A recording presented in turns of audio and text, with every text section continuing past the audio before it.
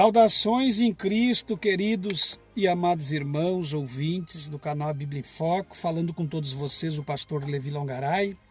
É um prazer muito grande, meus queridos e amados irmãos, poder estar convosco em mais uma rica oportunidade.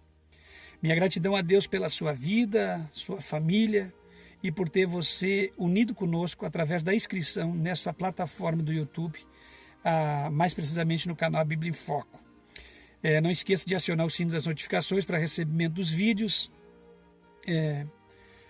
compartilhá-los, deixar o like fixado. O YouTube entende o seguinte: se você não deixa o like, ele entende que você não gosta do conteúdo. Então o YouTube não vai te notificar e não vai levantar os vídeos do canal na plataforma do YouTube. Por isso que o diabo luta com muitas pessoas para não deixar os seus likes.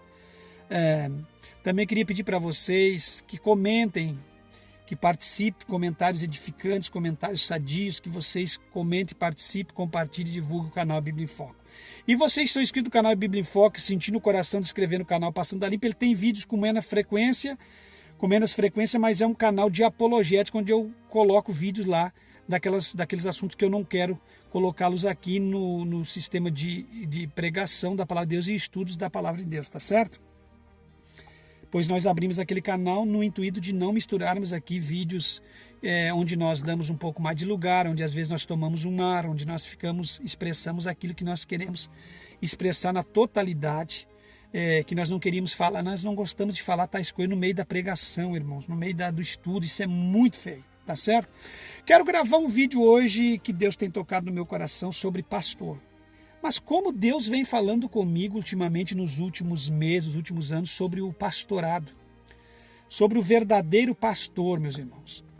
Vai ficar bastante raios solares porque agora o sol está se declinando.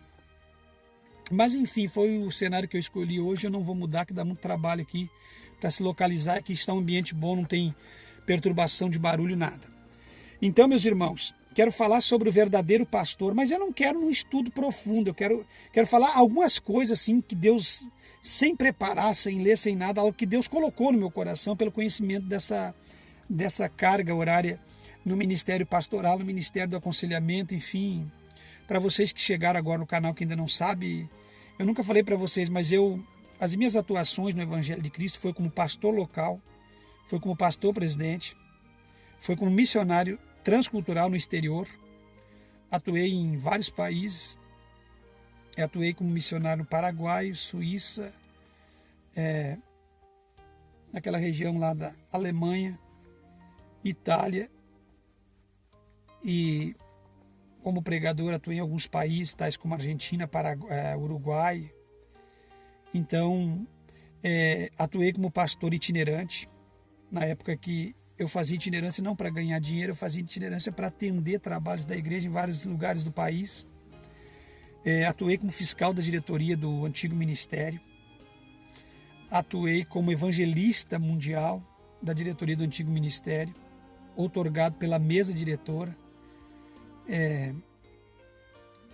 Já dentro do outro ministério eu atuei como líder de congregações, como conselheiro, enfim, as atividades dentro da igreja foram assim, não teve uma área da igreja que eu não atuei como liderança de jovens, atuei como líder de casais, meu Deus do céu, irmão, vocês não têm ideia. Bom, são 30 anos e não é 30 anos parado, os 30 anos que eu vivi, seria acho que 60 anos de ministério de uma outra pessoa. Por que isso?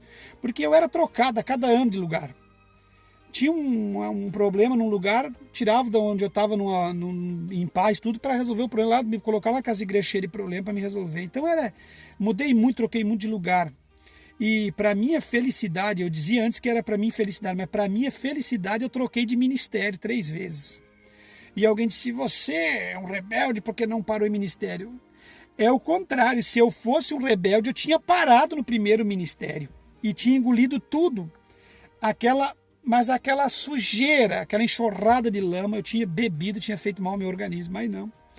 Então isso de trocar de 3 ministérios me deu convicções que os irmãos não fazem ideia de que o engano que impera num impera na outra, e que se Deus não abrir um trabalho para fazer a diferença, não adianta. Vocês estão entendendo? E eu afirmo para vocês que as safadezas de uma igreja estão dentro da outra, só com uma outra roupagem. Se você se ilude que você sair de uma Assembleia de Deus, sair para uma Deus de Amor, você vai melhorar a sua vida, você está enganado. Os problemas que você tem dentro da Assembleia de Deus, você não vai encontrar lá. E os que tem lá, você não vai encontrar ali. As duas têm problemas assim. Tem problema por quê? Não é que começou com problema. Toda igreja tem dificuldades. Onde se reúne um grupo de seres humanos, onde se reúne a sociedade do ser humano em sociedade, um grupo de pessoas na igreja, principalmente falando da igreja, que a igreja, ela terrena, ela é uma igreja, ela tem problema, você sabe que onde se reunir pessoas vai ter problema. Mas as igrejas não nasceram nos problemas, elas foram abertas, fundadas debaixo da orientação divina. Mas o que acontece? Os líderes vão abrindo mão dos padrões que Deus estabelece para uma instituição chamada igreja. E os líderes vão se vendendo, vão mudando. Você sabe, isso é bíblico, isso é história antiga. O que Saul fez quando Deus ordenou as ordenanças? Ele mexeu no que não era para ele, no que era de Deus. Então, essas instituições que outrora foram igrejas abençoadas, cheias do Espírito Santo, passaram a não ser. E qualquer uma outra que fizer a mesma coisa, não é só essas, vai acontecer a mesma coisa. Então, sempre as pessoas dizem no começo da sua fé que vão se manter. Outros, quando abrem seus trabalhos, eles têm que ter em mente o seguinte: se não manter a santificação, se não manter a palavra de Deus, se não manter-se na doutrina, não vai permanecer na santidade, meus irmãos. É por isso que eu lido de um idente por causa da santidade. Por exemplo, se tivesse vários membros mundanos, não era problema, mas se a família, a diretoria da igreja manter os padrões, a igreja vai ter que se moldar. Agora, a liderança da igreja é que faz a diferença. Os membros seguem o que a liderança tange. Isso é claro, é óbvio. Como é que uma ovelha vai cuidar da igreja? Uma ovelha é guiada, ela não vai guiar a igreja. E o pastor é que guia a igreja, é a ovelha. Isso é muito fácil de você, em sã consciência, entender. Que os membros são culpados porque seguem uma igreja errada e eles também conhecem a Bíblia. Mas quem é que responde pelas ovelhas? Nos dias de hoje, os pastores. No tribunal, quem é que vai responder? Os pastores vão responder pelas ovelhas em dois aspectos. Vai responder como guia e como ovelha. E as ovelhas que já conhecem a Bíblia e sabem que foram enganadas, alertadas por outros, vai responder pelos seus próprios erros, porque conheciam a verdade e apoiaram os seus líderes e apoiaram o próprio evangelho maldito. Então, cuidado. Você pode sim ser condenado por estar apoiando um trabalho errado. Porque não quer dizer porque é um CNPJ de uma instituição que está isento do julgamento divino. Uma firma que trabalha, que exerce terror sobre os seus empregados, é julgada por Deus. Uma instituição é a mesma coisa. Vocês estão entendendo? Principalmente a instituição que veio para fazer a diferença, para mudar e para trazer o evangelho para as pessoas. Então, uma instituição que rouba, uma instituição ladra, uma instituição corrupta, uma instituição mafiosa, uma instituição que mexe com dinheiro, que faz trocadilhos, toma cá e dá lá, como faz na política partidária do Brasil, uma instituição religiosa que faz isso é uma instituição criminosa, é mafiosa, é um bando de bandidos, vão prestar conta com Deus. Então, tenha muito cuidado. E se você está ali dentro e sabe, não é aqueles irmãos que não sabem, os irmãos que, a grande maioria de irmãos aqui que ouviram meus vídeos não sabia de nada do que eu comentava, eu até fiquei impressionado, e alguém disse assim: você vai prestar conta desses irmãos? Os irmãos não foram escandalizados, ao contrário, quem ouve a verdade, meu irmão, não se perde, não vem com esse mimimi para cá. Você vai responder, porque estou falando a verdade, que vai responder eles.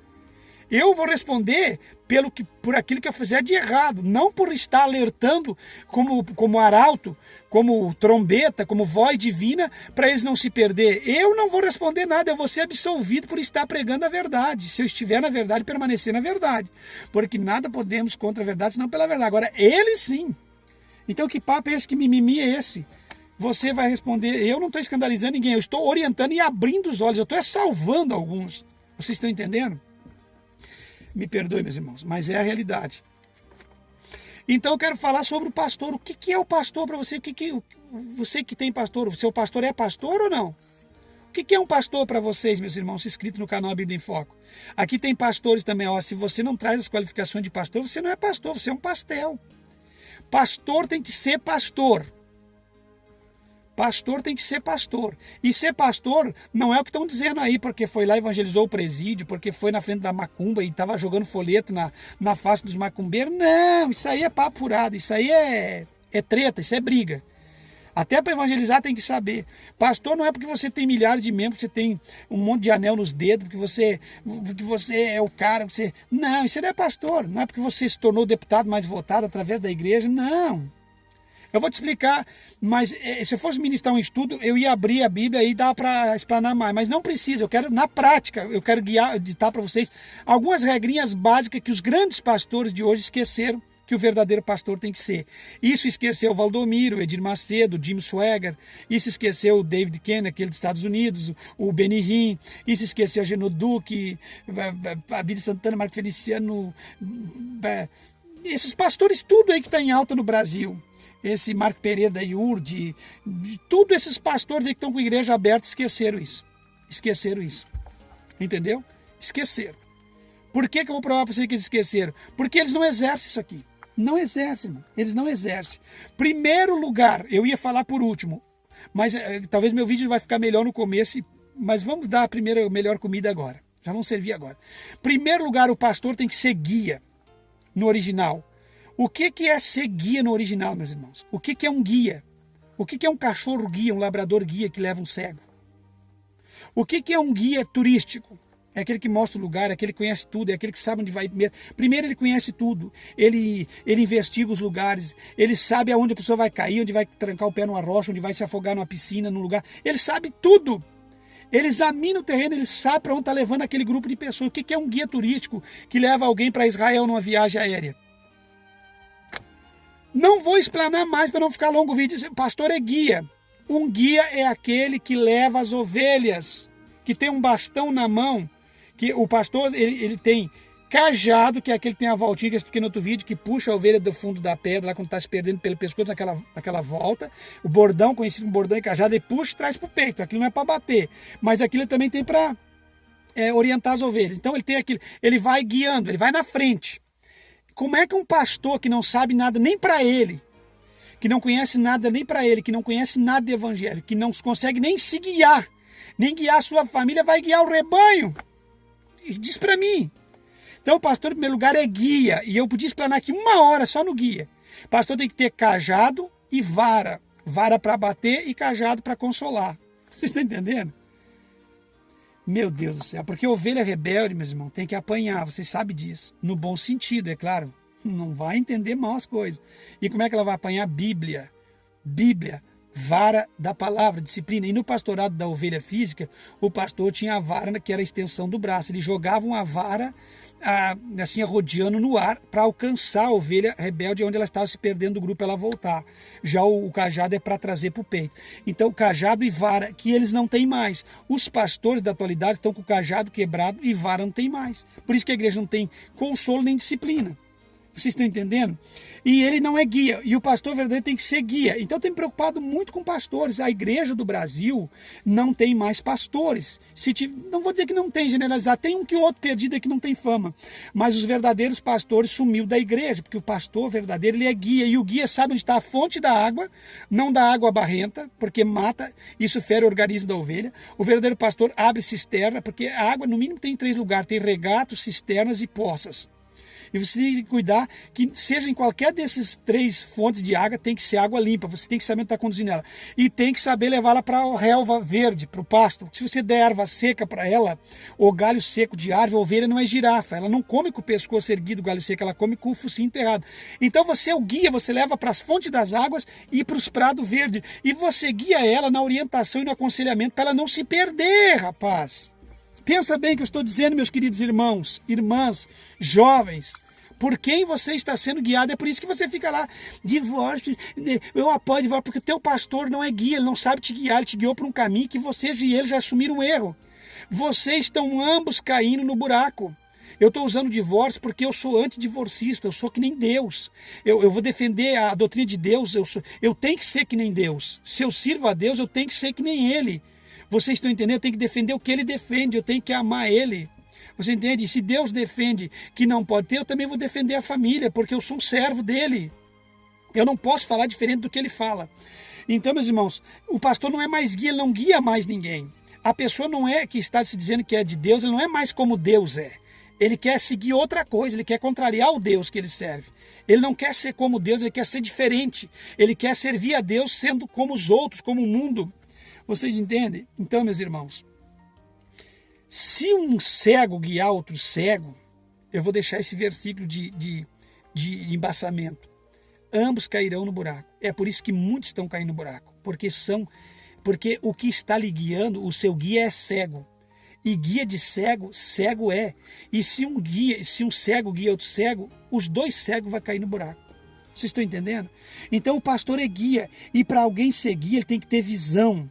Ele tem que enxergar, ele tem que saber para onde está indo, ele tem que saber qual é o caminho que está levando as ovelhas, ele tem que saber para onde ele está indo, para onde está conduzindo as pessoas. Quantos pastores estão interferindo na vida pessoal das pessoas, no casamento das pessoas? Estão casando meninos livres dentro da igreja com mulheres divorciadas, estão casando meninas livres dentro da igreja com homens divorciados só porque disseram que foram traídos. Tem 2 pesos, 2 medidas, estão destruindo com o rebanho. Cuidado, jovem, cuidado, minha querida, meu querido. Se você é solteiro, não case com a divorciada. Se você é solteira, não case com divorciado. Se você é divorciado e quiser casar com alguém, case com a divorciada. E sabe qual é o meu conselho? Divorciado não pode casar com ninguém. Mas já que quer destruir, não vai destruir a vida de quem está com a vida em paz diante de Deus. Vocês estão entendendo?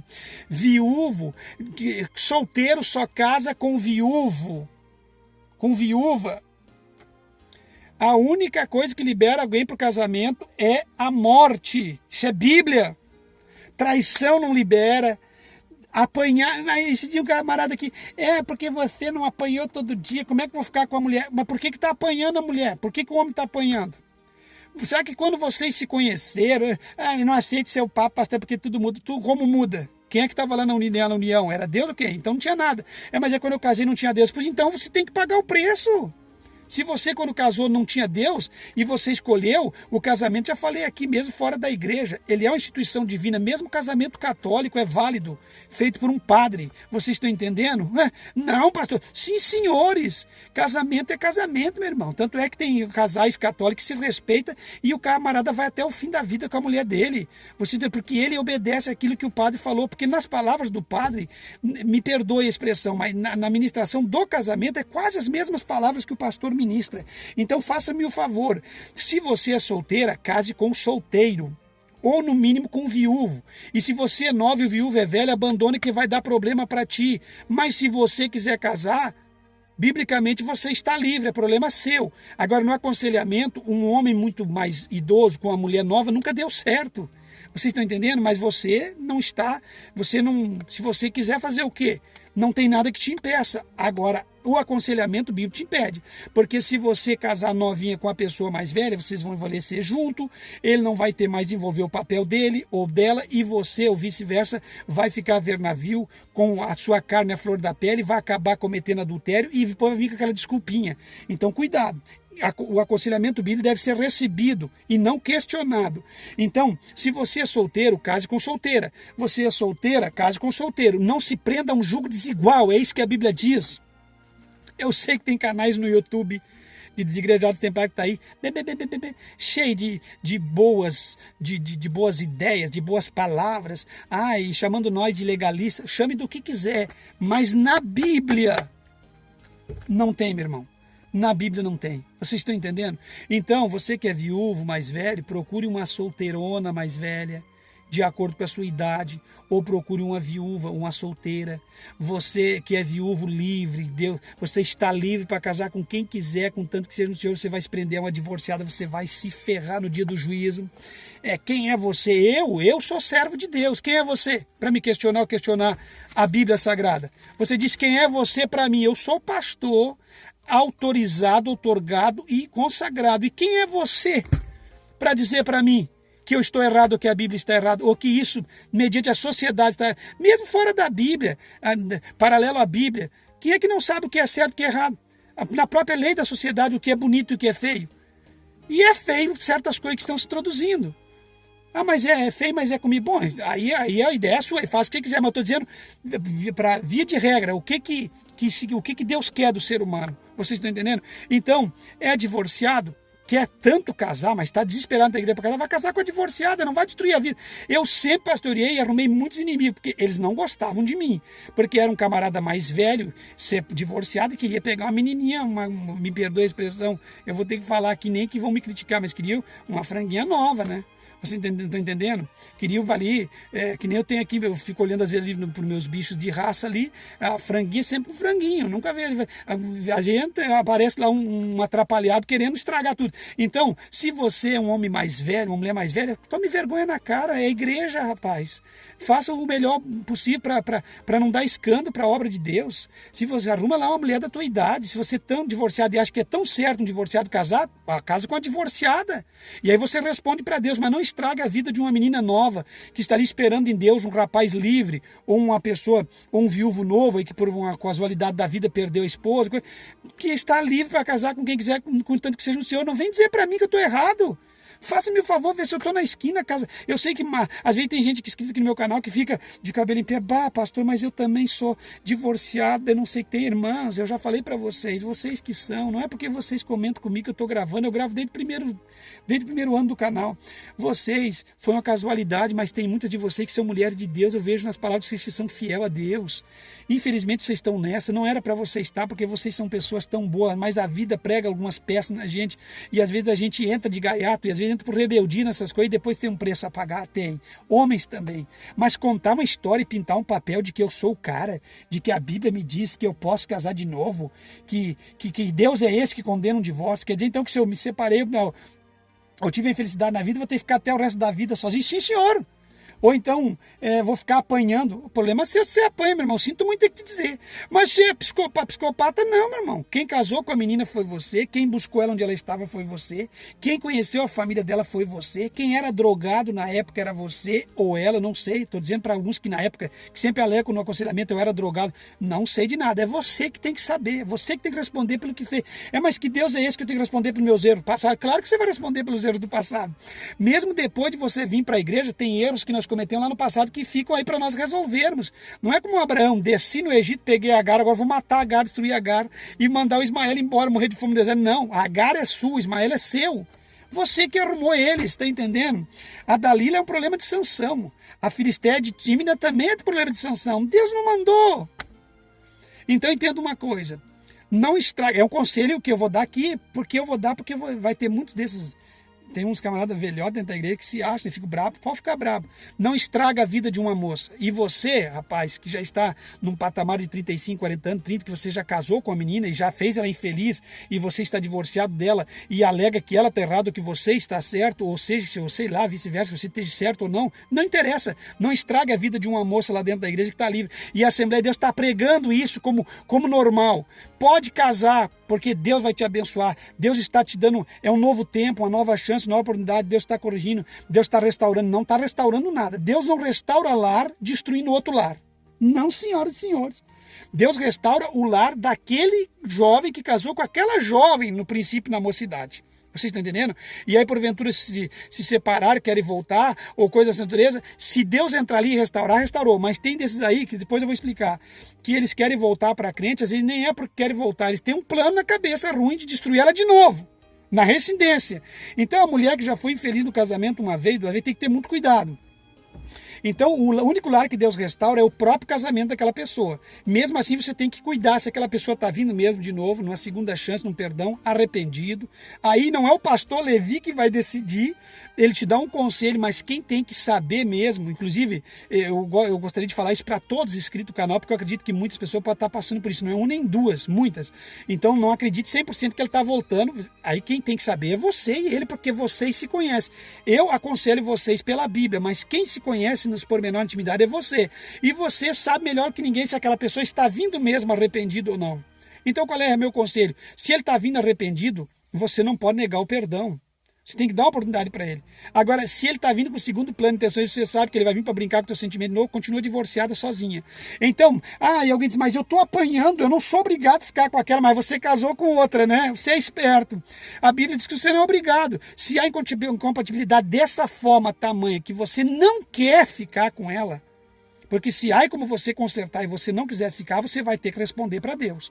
Já preguei isso num vídeo anterior meu sobre divórcio. Se as pessoas estão buscando perdão, tem como consertar, Deus está entrando nos dois, e há uma reconciliação, uma reconstrução, você não pode negar a reconstrução do teu casamento. Porque aquela mulher é a mulher da tua mocidade. Agora, se não tem o que fazer mais, aí onde a Bíblia entra com a válvula do divórcio. Só que você vai ter que ficar só. Sinto muito. Eu vou ter que ficar só. Sinto muito. Sinto muito se é pesado. Os próprios discípulos, se ela é pesado. É pesado, porque ninguém quer fazer a vontade, ninguém quer arcar. Irmão, vamos abrir um parênteses e vamos falar de homem para homem, vamos tomar vergonha na nossa cara, seja homens ou mulheres aqui adultos, não para os jovenzinhos aí, as adolescentes, mas para nós maduros, vamos criar vergonha na nossa cara e vamos ser sinceros, na lata. Nem casamento secular e nem casamento da igreja dá certo se não houver sentimento mútuo, respeito, humildade, perdão, restauração, amor, reconciliação todo dia. Se ficar nesse chove não molha aí de orgulhozinho, de bestialidade, de raivinha, de controlar, de defraudar, de humilhar, de punir o marido, não te dou isso, não te dou aquilo, não te dou também o que você quer, essas coisas tudo que você está entendendo, isso aí acaba, irmão. Casamento tem que regar. Isso aí, então não me venha com esses mimimi. Essas histórias contadas da igreja me dá nojo, vocês estão entendendo? Casamento é um mistério que tem que ter amor e respeito. E tem que saber que é uma coisa rotineira e costumeira. E quem gosta da vida louca não vai dar certo em casamento. E às vezes você não entendeu que você acabou casando com um camarada ou com uma camarada que gostava da vida louca. E o que ele está sentindo dentro do casamento é uma repulsa por você. Você está entendendo? Você notou um homem estranho dentro de casa, uma mulher estranha, meio apagado, meio distante de você, meio não quer que olhe para você, você percebe que está durando 1 ano, 2 anos, 5 anos, você pode saber que ele não te ama mais, não está com coragem de dizer. Aliás, não te ama mais, talvez nunca te amou. Mas, pastor Levi, o senhor é duro demais, mas eu tenho que te clarear. E se Deus não entrar nisso aí para reconstruir isso aí, vai acabar em divórcio. Vocês estão entendendo? Então, assuma isso. Se você está distante do marido, o marido está distante de você de uma forma estranha, e você está apavorado com a situação que está acontecendo lá dentro, e aquilo parece que não é mais quando começou, você pode saber que talvez nunca houve amor. Ou se houve amor um pouco, não foi regado nem cuidado. Porque quando um homem começa a humilhar uma mulher na frente de todo mundo, humilhar dentro de casa, os pormenores, não se preocupa com ela, não quer ver o bem dela, não ajuda ela a lavar uma louça, não ajuda em nada, ele não ama essa mulher. Aí você vai dizer, mas então se eu lavar a louça eu amo? Não, rapaz, entenda tudo que eu estou dizendo, o contexto, é um contexto, contextualizando todas as coisas, entende? Se ele não se preocupa, você sabe o que o amor faz. Você entende? Então, é possivelmente que você está vivendo com alguém que não tem coragem de dizer para você que não te ama mais, está vivendo com você por respeito, por pena ou alguma coisa. Infelizmente. Então o pastor tem que lutar contra divórcio, o pastor tem que ser guia, o pastor tem que lutar contra roubalheira, contra mau-caratismo, se é que existe essa palavra no dicionário, sei lá se existe ou não. O pastor tem que lutar contra a desigualdade na família, na igreja, o pastor tem que lutar contra as coisas erradas, o pastor tem que ser guia, orientador. Vocês entenderam? Em segundo lugar, para nós terminar isso aqui, não demorar muito, o pastor tem que ser homem de Deus. E homem de Deus é uma palavra que está em crise. Será que esses pastores aí do Brasil podem ser chamados de homem de Deus? Homem de Deus. Você sabe o que é ser homem de Deus? Homem de Deus. O homem de Deus. Eliseu era homem de Deus, foi chamado várias vezes. Elias era homem de Deus. Daniel era homem de Deus. Paulo era homem de Deus. Eu vou citar os homens de Deus se você faz um comparativo desses aí com os de hoje. Aí depois você compara aí, me perdoe citar nome, vou citar os fera do Brasil. Depois você compara o Valdomiro, o Edir Macedo, o missionário Davi Miranda, o Daniel Bergo, o Narvinho, todos esses aí, a Genoduque, Marco Feliciano, Abílio Santana, Marcos Pereira, esses pastores que estão em alta aí, da presbiteriana, Caio Fábio, Desigrejado, esses aí, tudo. Tudo esses aí que tiver, você compara esses aí com Paulo, compara ele com os homens de Deus. Você sabe que é o homem de Deus? O homem de Deus, ele tem caráter, ele tem respeito. Ele não é treteiro, briguento, baguncento. Ele não... Meu Deus do céu, irmãos, o homem de Deus não é soberbo, dono da verdade. Você vê esses caras falando, todos eles são dono da verdade. Todos eles estão com a verdade. Eu aqui no canal, eu nunca quis ser o dono da verdade de nada. Eu só prego para vocês o que está na Bíblia. Agora, o que está na Bíblia, daí é a verdade. Aí não tem como eu querer mudar para agradar alguém. Então, o que eu passo para vocês é a Bíblia. Não é o que eu acho, o que eu penso. Porque se eu fosse pregar o que eu acho, o que eu penso aqui, me favorecia mais financeiramente, eu ia enriquecer aqui, vocês estão entendendo?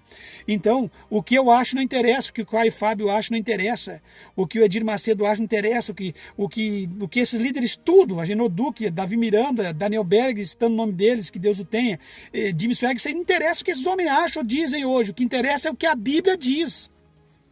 Então, para mim, passar ligeiro e terminar o vídeo, eu tenho me preocupado muito com o pastor, porque pastor não se corrompe num jogo político, pastor não se corrompe num jogo entre famílias ricas na igreja, pastor não se corrompe no sentido... A maior preocupação minha, sabe por que eles estão ferindo o sistema doutrinário? Sabe por que não tem mais ensinamento de doutrina nas igrejas? Justamente porque eles estão corrompidos financeiramente nas outras áreas, eles querem participar de tudo, e aí para participar de todas as outras coisas, eles têm que ferir o sistema doutrinário. Então, será que pode ser chamado de homem de Deus? É óbvio que não, meus irmãos. Um número muito pequeno hoje pode ser chamado de homem de Deus, porque o homem de Deus é conhecido no caráter, na palavra, na sua vida diária, no seu testemunho, na sua família, na sua vida conjugal e, no mínimo, em primeiro de tudo, no sistema doutrinário. Um homem de Deus mantém-se na sã doutrina. É falho como qualquer um outro, mas ele tem essas características que eu falei. Em terceiro lugar, o pastor, que eu não vejo mais, ele tem compromisso. Será que esses pastores da atualidade têm compromisso? Compromisso com a igreja, compromisso com a família, compromisso com a sociedade, compromisso com a nação, compromisso com o evangelho de Cristo e compromisso com a sã doutrina. Será que esses homens têm compromisso? Se esses homens fossem comprometidos, você sabe que é a pessoa, o que fala, da onde deriva compromisso? Falando compromisso, comprometido. Sadraque, Mesaque, Abednego, Daniel era comprometido com Deus. Olha só aqueles instrumentos. Eles disseram para o Nabucodonosor, o maior monarca da história. Eles não estão falando com qualquer um da estrada. O maior monarca, eles disseram, rapaz, não vamos nos dobrar, nós temos compromisso. Vocês entenderam? Então, se eles tivessem compromisso, não estava dobrado esse sistema mundano político, financeiro que nós vivemos no país, dobrados à maçonaria, dobrados ao sistema do anticristo, dobrados ao sistema dos senhores do mundo, vocês entenderam? Não tem comprometimento com a doutrina. Você vê Elias comprometido com o céu, virou tudo aqueles altares de Baal, destruiu com a casa de Acabe, com aquele templo de Acabe e Jezabel, enfiou o dedo na cara de Acabe e Jezabel e falou o que tinha que falar e foi lá para o deserto, com medo da mão de Deus, lá do corvo. Vocês estão entendendo? Se fosse falar aqui, ficava 2 horas contextualizando. Comprometimento que tinha Eliseu. Eliseu tinha tanto comprometimento com Deus que as pessoas conheciam Eliseu quando chegava em Sunem. O Elias era conhecido até pelo jeito que andava e caminhava. Já sabia do rigor da pessoa de Elias. Personalidade forte, porque todo homem de Deus tem personalidade forte e tem liderança ativa. Quando você vê um borra-botas, um calça-floxa, um songamonga, uma marionete, não é homem de Deus. Aquele que fica lá dentro da igreja mandado pela esposa, com aquela cara de tonto, vocês entenderam? Aquilo não é homem de Deus, irmão. Aquilo ali, a doutrina já foi a tempo.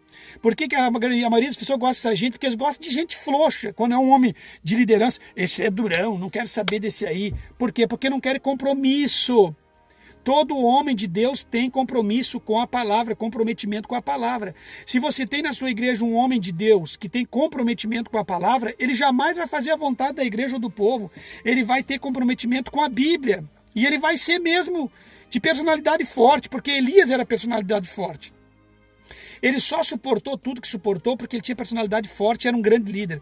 Moisés era outro homem de personalidade forte, enfrentou a corte egípcia, enfrentou Ramsés, enfrentou longos 40 anos no deserto, enfrentou mais 40 anos carregando o povo de Deus no deserto, ouvindo murmurações todo dia. Tinha personalidade forte de líder. E era um líder que sabia, que eu falei no primeiro item aqui do pastor, ele era guia, ele andava com aquele bastão na mão, abrindo mar, ferindo serpente, fazendo chover carne do céu, nuvem descendo, fogo queimando de noite, coluna de fogo, nuvem refrigerando o povo de dia, maná descendo do céu. Era um líder. Aonde tem um verdadeiro líder, tem essas características e suprimentos. Tem que ter líder. E o Brasil está em crise existencial de líderes espirituais. As igrejas estão gemendo, não tem lideranças espirituais nessas igrejas. Não tem. É um que outro.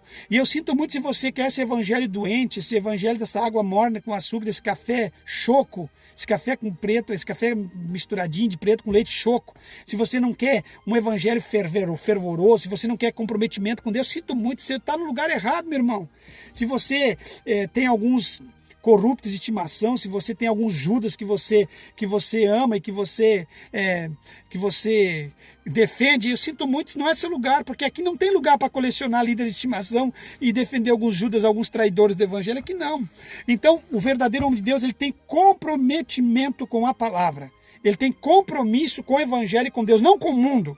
Mas os líderes de hoje têm compromisso com o mundo, por isso que eles toma cá e dá lá, não fere esse, cuidado que o irmão tem dízimo alto, pode separar e casar de novo, vão casar aquela filha daquele irmãozinho, coitadinha, só recém casou, faz um ano, já separou, tá vivendo a vida triste aí, temos que restaurar a vida daquela irmãzinha, vão casar com o irmãozinho lá que é livre, fulano estraga a vida, isso é o líder que tem hoje, e todo mundo, ai que líder bom, que meu pastor é tão querido, o que ele fez? Ele arrumou minha vida conjugal, ele me disse o que ninguém tinha me dito, é por isso que eu gosto do A, gosto do B, por isso você não vê aí no YouTube que os pastores, os membros ficam felizes quando um pastor mais velho diz que o divórcio pode casar e por A mais A, ou por B, ou por C, eles ficam como o pastorzão, né, do YouTube ou da igreja, porque falou o que eles queriam ouvir. Pastor tem comprometimento com a Bíblia e não com pessoas, com ovelhas. Ele guia as ovelhas, mas é comprometido com o céu e com a Bíblia. Vocês entendem? Outra coisa que o pastor está perdendo no Brasil e no mundo, caráter. O verdadeiro pastor tem caráter, e caráter fala de conjunto de atributos que formam a personalidade de um ser humano. O caráter é aquilo que ele é. Vocês entendem? Então, a personalidade ele é aquilo que ele é, e o caráter é aquilo que vai se formando nele, é um conjunto de atributos que ele vai adquirindo ao longo da sua vida.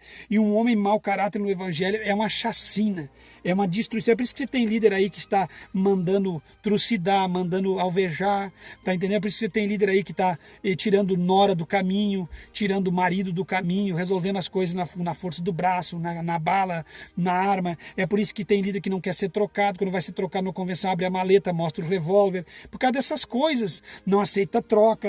É por isso que está cheio desse, porque são mau caráter.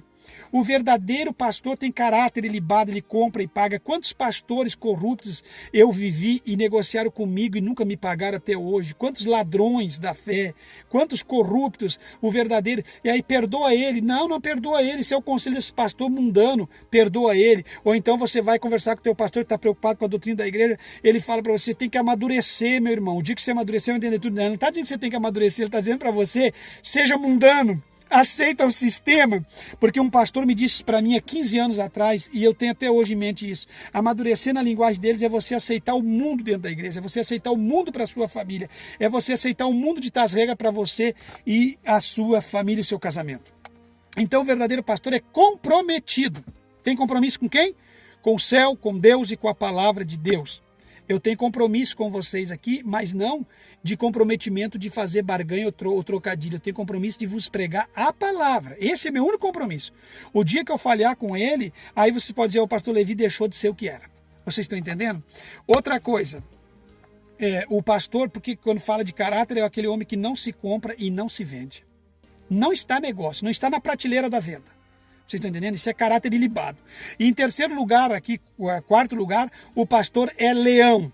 Você sabia que o pastor é leão? Não, leão é Jesus. Jesus é leão da tribo de Judá. Mas o pastor, no contexto da minha fala, é leão. Por que é leão? Porque ele ruge. O pastor tem que rugir em volta do rebanho. Pastor não é cordeirinho dia e noite. Pastor não. Pastor ele é leão. Vocês estão entendendo? Quando ele vê que alguém quer roubar uma ovelha, ou que alguém, um lobo, ou um coiote, ou uma onça, ou um predador, ou o diabo, o inferno, para você entender conjecturando, quer invadir o rebanho, ele vem em volta do rebanho, ele ruge, mas ele ruge antes, porque o pastor verdadeiro é astuto. Oh não, pastor Levi, o pastor não é astuto. Astuto sim, o verdadeiro pastor é astuto, mas só que não é a astúcia do diabo e aquela que o mundo tem. É aquela astúcia cabível dentro da palavra, aquela astúcia para entender o que estão querendo fazer ali em volta com a ovelha e com o rebanho antes que os faça. Você entendeu? Então o pastor ruge. E com aquele rugido de leão ele manda embora. Então tem horas que o pastor tem que ser leão. Ué, que história é essa? E para não encerrar, para não ficar longo, o pastor tem que ser cordeiro também, porque assim como o pastor é leão e ruge, o pastor tem que ser cordeiro. Como cordeiro? Humilde. Tem a hora dele se humilhar, ser passivo, a hora dele reconhecer, a hora dele pedir perdão, a hora dele saber que também ele é humano. Vocês estão entendendo? Tem a hora dele descer do pedestal. Vocês entendem? Porque ele é levantado lá em cima por tantas oportunidades, a própria palavra, os próprios irmãos, a própria igreja, ou tudo, a própria posição. Então tem hora que ele tem que saber que ele tem que ser cordeiro, tem que descer, se humilhar. Dizer, peraí, eu não posso estar aqui num pedestal muito alto, porque se subir vai acabar descendo. Isso é certo. Toda queda é subir. Primeiro tem que descer para depois subir. Se você sobe primeiro, você vai descer. Então o pastor tem que ser cordeiro, se humilhar, pedir oração, dobrar os joelhos, se for possível, na frente do altar. Ele não vai deixar de ser homem porque desce da plataforma e se ajoelha na frente do altar. Mas, meu Deus, ele não vai deixar de ser homem, e muito menos homem de Deus. Outra coisa, pastor não deixa de ser homem porque lava a louça, pastor não deixa de ser homem porque pega uma vassoura para incentivar os obreiros a varrer a igreja, pastor não deixa de ser homem por nada. Pastor não deixa de ser homem, mas se também tiver alguém que abra a porta do carro do pastor, se tiver alguém que trate bem o pastor, glória a Deus por tudo isso, mas não é porque ele tem isso que ele vai achar que ele é alguém que não tem que descer ou se humilhar, ele tem que ser cordeiro. E em último lugar, irmão, não dá para explanar porque o vídeo vai muito longe, eu tenho que gravar mais um outro vídeo para outro canal secundário. O pastor tem que ser prudente. Prudente. Quando eu falo que o pastor tem que ser prudente, eu uso para encerrar a minha fala aquele versículo que diz, portanto, aquilo fala para ovelhas, membros do corpo de Cristo. E o pastor, além de ser pastor, ele é um membro do corpo de Cristo. Então a Bíblia diz assim, sede manso como uma pomba e prudente como uma serpente. Aqui o pastor tem que ter as qualificações da serpente e da pomba. Da serpente não no sentido maligno, mas no sentido de prudência, de estar atento, de sábio, de ser inteligente. Tem pastor que não tem senso de maldade com nada. Tem pastor que tudo ele vê Deus. O camarada está lá em cima, me perdoa a expressão, lá está de olho na mulher do outro, lá e ele está vendo Deus naquilo. O outro está lá quase prostituindo, ele está vendo Deus. Ele não tem senso de maldade em nada. Minha filha diz assim, bah, pai, mas não dá para te inventar. Tu tem senso, tu enxerga de longe. E no começo, quando eles eram bem pequenininhos, dizia, pai, que tu tá com maldade? E aí uma semana depois dizia, me enganei, tu não estava com maldade, é senso de maldade naquilo que tu tem que ver quando as coisas têm maldade. Você entendeu? Pastor tem que ter sabedoria de Deus, tem que ter visão de Deus. Pastor tem que ter olho de águia, ele tem que ser prudente. Ele tem que ser prudente como uma serpente, ele tem que estar atento a tudo que vai acontecer. E ele tem que ser manso como uma pomba ao mesmo tempo. Mas como é que consegue? Eu não sei, você tem que equilibrar e dosar. Vocês estão entendendo? Então tudo isso você vai conseguir como? Orando, lendo a Bíblia e buscando de Deus. E, sobretudo, na tua prática diária, se doar para Deus. E deixar que Deus te prove para que você aprenda. Porque tudo que eu tenho hoje na minha vida, desde o primeiro dia de crente, sempre fui muito esperto, inteligente, no sentido de ver as coisas e pedir para Deus. Eu sempre digo aqui no canal Bíblia em Foco que o primeiro dom que eu pedi para Deus foi o dom do discernimento. E eu fiquei muito feliz que Deus não me deu o dom do discernimento, me deu primeiro o dom de línguas. E logo depois ele me deu o dom da palavra e depois, em terceiro lugar, me deu o dom do discernimento. E eu sou grato a Deus por o dom do discernimento. Todo cristão, sem exceção, devia ter o dom do discernimento, para não ser enganado por igreja, nem por pastor, nem por crente salafrário, bandido, marginal que está dentro da igreja, nem por famílias que se fazem uso do evangelho para dizer que são crentes dentro da igreja. Cuidado, a sua família, a sua filhinha do peito pode ser destruída por uma família corrupta dentro da igreja. Cuidado você que acha que a igreja é um lugar onde só tem gente séria e honesta, você pode destruir a sua família se você não for prudente dentro de uma igreja, porque a igreja hoje tem um número de canalhas muito grande. Você sabe que hoje em dia a igreja tem um número de gente drogada excessivo. Você é contra drogado que não muda de vida dentro da igreja. Eu só não sou contra ele, nem ele ter o vício. Deus liberta ele. Mas tem gente dentro da igreja que nunca foram libertos. Cuidado, que a igreja é um lugar de gente que muitos foram drogados, se libertaram, outros não se libertaram. A igreja é um lugar de pessoas que roubavam, continuam roubando dentro da igreja. Cuidado, a igreja tem muita gente ruim, porque a igreja é, querendo ou não, um hospital, onde muitas pessoas chegam para ser curadas, e umas são só medicadas e saem fora. Outras são medicadas ali dentro, o remédio não faz efeito. E os outros são medicados e verdadeiramente as suas feridas são erradicadas, são curados. Então você tenha muito cuidado, meus irmãos, tá certo? E seja prudente. E a minha preocupação sobre pastor é muito grande. Você atente muito para quem está te guiando. Porque um cego guiando outro cego, ambos cairão. no buraco. Fica em Cristo. Em Cristo jamais seremos enganados. Em Cristo jamais seremos confundidos. Falou com vocês o pastor Levi Longaray.